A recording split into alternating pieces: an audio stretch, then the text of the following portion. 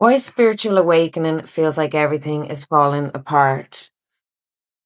Chaos, disorder, the unsettling feeling that nothing in your life is where it should be anymore. What if I told you the feeling isn't a sign that something has gone wrong? What if it's actually the clearest sign that something meaningful and positive is about to begin? What if the chaos you're living through right now isn't happening to you, but happening for you? Because by the end of this video, I'm going to show you exactly what Carl Jung discovered about the ancient relationship between chaos and order, and why the most spiritually significant moments of your life will almost always arrive disguised as everything falling apart. Stay with me. The feeling you recognize. Hey there, beautiful souls. Welcome back to Vibrations Aligned. If you're here today, there's a good chance something in your life right now feels deeply unstable. Maybe a relationship has recently come to an end. Maybe a career or a sense of purpose that once felt certain has started to unravel. Maybe you wake up and something you once loved no longer feels like yours anymore. Maybe you're moving through waves of emotion that feel too large to explain.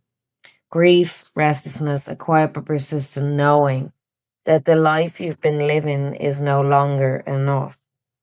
If any of this resonates, I want you to know you're not alone in this. These feelings are far more common during awakening than most people realize, and they are far more meaningful than most people are ever told. Today, we're exploring two of the most ancient forces in existence, chaos and order. Not as opposites, not as enemies, but as partners in the most profound transformation your soul will ever undertake. The ancient origins of order and chaos across centuries. For thousands of years, cultures around the world have described existence as a dynamic relationship between order and chaos. In ancient Egypt, order was represented by Ma'at, the principle of truth, balance, and harmony, while chaos was embodied by the forces that threatened cosmic stability. In ancient Greece, chaos was not simply disorder, it was the primordial void from which the ordered universe emerged. Across these traditions, chaos was not viewed as the enemy of order, but as the fertile ground from which new forms of life and meaning could arise. This ancient understanding points to a timeless truth. Before a new order can emerge, an old one often has to dissolve. Carl Jung's framework.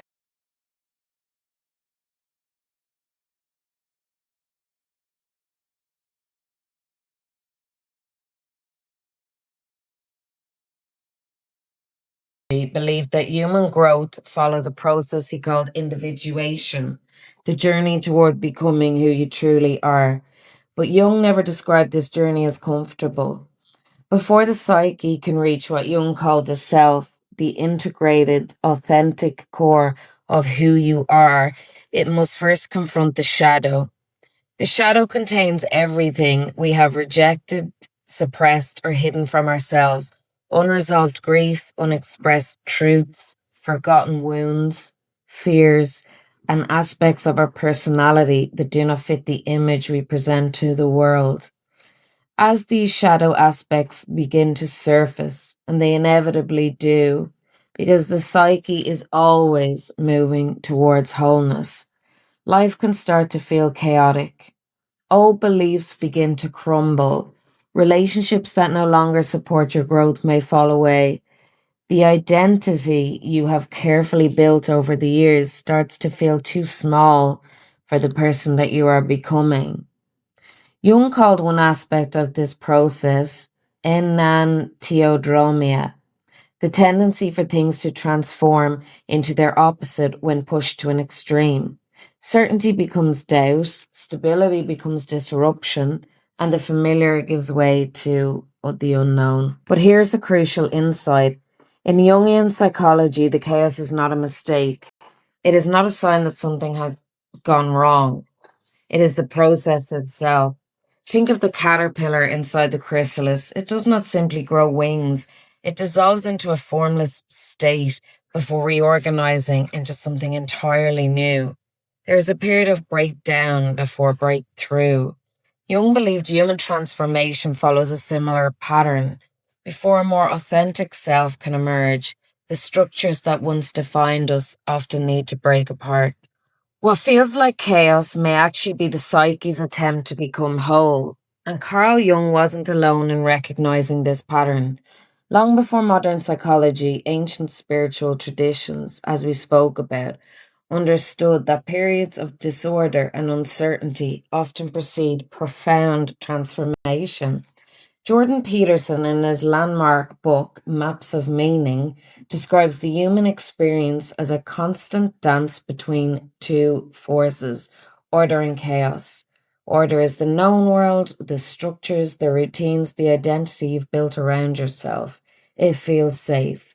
Chaos is the unknown, the uncharted, everything that falls outside the map you've drawn for your life.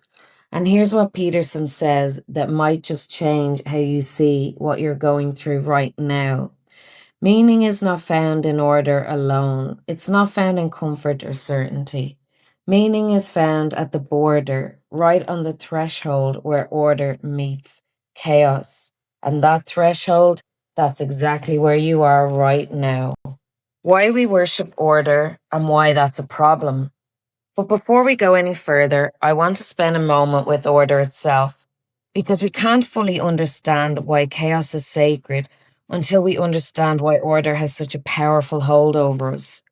From the very earliest moments of our lives, we are taught implicitly and explicitly that order is safe and chaos is dangerous. Structure means security, predictability means protection, a deviation from the established path means risk.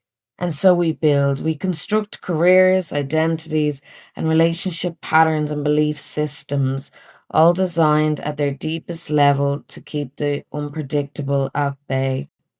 And for a time, this works. Order is not the enemy. There are seasons of life where consolidation, stability, and structure are exactly what the soul needs. Jung never suggested we should abandon order entirely. He understood its necessity. But here's where it becomes problematic. When we mistake our structures for ourselves, when the career becomes our identity, when the relationship becomes our self worth, when the belief system becomes our entire understanding of reality, order stops serving us and it starts confining us. Jung called this the danger of the persona, the mask we construct to function in the world, which over time we forget is a mask at all. We begin to inhabit it so completely that the authentic self underneath has no room to breathe, no room to grow, and eventually no choice but to force its way through. And that forcing, that rupturing of the over-ordered life is what chaos feels like from the inside. This is also what the ancient Taoist tradition understood long before psychology had a language for it. The Tao Te Ching teaches that order and chaos are not opposites in conflict. They are partners in a continuous living cycle. The yin yang is not a symbol of one force defeating the other. It's a symbol of each force containing the seed of the other within itself. Order always carries within it the beginning of the next dissolution, and chaos always carries within it the emerging shape of the next order. You are not moving from chaos to order once in a straight line.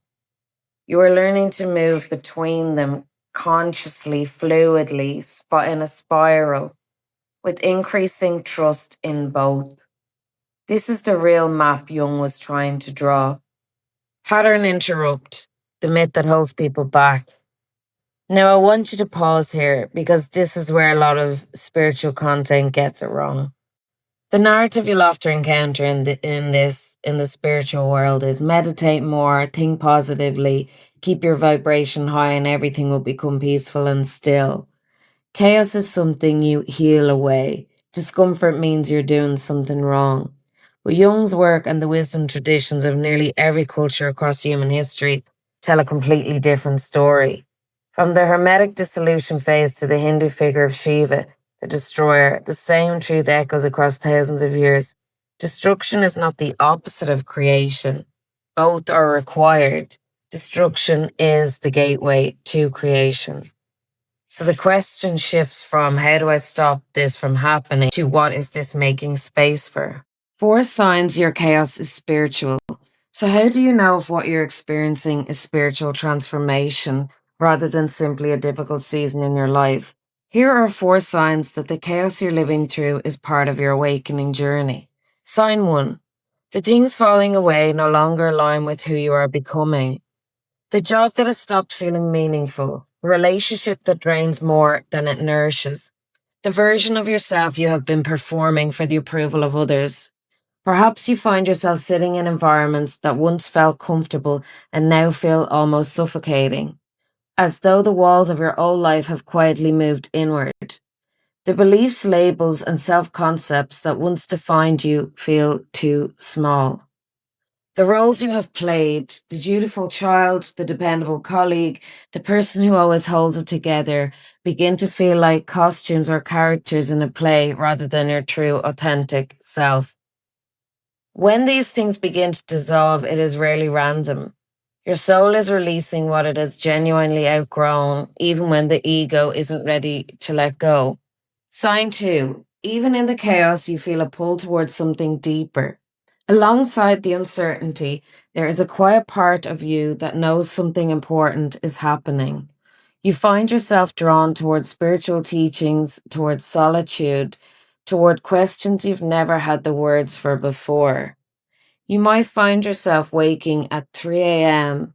with thoughts that feel too big for the room. This is the self beginning to emerge through the dissolution of the ego. Sign 3. Old emotional wounds are surfacing without an obvious trigger. Jung believed the psyche brings unresolved material to consciousness precisely when the soul is ready to heal it. You might find yourself crying without fully knowing why. Old memories surfacing from years or even decades ago. A grief you thought you had long moved past, returning to sit with you quietly. If this is happening, this is not regression. This is your shadow asking to be integrated rather than suppressed once more. It is asking to become wisdom. Sign 4. Your old identity no longer fits. This is not a crisis. This is the ego dissolution Jung spoke of, the necessary shedding of the constructed self to make space for your true authentic one. You are not losing yourself. You are losing the version of yourself that was never truly yours to begin with. How to move through the chaos without fighting it. So now that we understand what the chaos means, the question becomes, how do we actually move through it? Not around it, not over it, but through it, with as much grace and awareness as we can bring. Here are 2 practices that I have found genuinely valuable. The first is to journal your shadow. Jung was a devoted journaler. His Red Book is one of the most remarkable documents of inner exploration ever created. You don't need anything that elaborate. Simply take 10 minutes each morning and ask yourself this question. What am I avoiding feeling today? Not what am I thinking? What am I feeling? Without editing, without judgment, without trying to make it make sense. The simple act of moving what is internal onto the page begins the integration process. It takes something formless and gives it shape, and shape is the beginning of understanding. The second is to resist the urge to immediately rebuild. This is one of the hardest things to sit with. When something in our life collapses, our instinct is to immediately replace it. A new relationship, a new job, a new plan, a new identity to inhabit. But the chaos phase has a purpose, and that purpose requires time. Think of it like the chrysalis. The dissolution must complete before the new form can emerge. If you rush the rebuilding, you risk constructing the same structures with the same unconscious patterns. Sit with the uncertainty a little longer than feels comfortable. That discomfort is where the transformation lives. These 2 practices won't remove chaos. They were never designed to, but they will help you move through it consciously. as a participant in your own transformation rather than a passenger in it. Before we continue, if this video is resonating with you, please take a moment to like the video. It's a simple way to support the channel and helps these ideas reach others who may be on a similar awakening journey. Thank you for your support. The payoff. What order looks like on the other side. So what lies on the other side of all of this? Before Carl Jung developed the concept of individuation, ancient traditions described a similar journey using different language and symbols. In ancient Greece, Plato spoke of turning the soul toward truth and emerging from illusion, as illustrated in his allegory of the cave works. You can learn more about this in my video titled The Hidden Spiritual Meaning of the All-Seeing Eye. Chaos and order aren't what get integrated, they're the journey. What gets integrated is the shadow, or everything you were afraid to see about yourself. In Hinduism, spiritual growth involves realizing that the individual self, or Atman, is not separate from ultimate reality, Brahman, and awakening to one's true nature beyond the ego. Though these traditions differ in their teachings, both point toward a common theme: the journey from illusion to truth, from a limited understanding of ourselves to a deeper realization of who we truly are. Carl Jung called it integration. And in the language of your own journey, you might simply call it feeling like yourself again. I want to speak personally here for a moment because I think it matters. When my own awakening began in 2016, I had no map for what was happening. Everything had felt stable. My job, my career, my sense of identity, and my understanding of myself and the world around me, and my relationships and patterns I'd built my life around began to feel like furniture being rearranged in a room I no longer recognized. It was disorientating, and the most isolating part of it was the feeling that something was deeply wrong. What I know now, and I want you to really understand today, is that nothing was wrong. Everything was right. The chaos was the process working exactly as it was always meant to. When the chaos phase moves through completion, and it does complete, the order that emerges is unlike anything that came before it. It isn't the rigid, controlled order of the old life. It is a living order, a fluid, authentic alignment with who you actually are beneath all the layers that were never truly you. Relationships deepen because they are now built on truth rather than habit. Purpose becomes clear because you are no longer navigating by somebody else's map for your life. And the qualities buried in your shadow return through integration as strengths. The sensitivity that once felt like a wound becomes a deep capacity for empathy. The intensity that once frightened you becomes the fuel for your purpose. The chaos was never destroying you, it was refining you. This is what Jung meant by wholeness, not the absence of shadow, not the permanent elimination of struggle, but the integration of all parts, the light and the dark, the chaos and the order, the masculine and the feminine, into a life that is genuinely mistakably fully yours. So if you feel like your life is in chaos right now, I want to leave you with this. You are not falling apart, you are falling into place. Chaos and order are not enemies at war inside your life. They are the two hands of the same creative force, one releasing what no longer serves and one building what is truly meant for you. Jung understood this, the ancient traditions understood this, and somewhere beneath the fear and the uncertainty, you understand this too. Trust the process, stay present, be gentle with yourself. And remember, on the other side of every chaos, there is always an order more authentic, more alive, and more deeply yours than anything that came before. I'd love to hear from you in the comments below.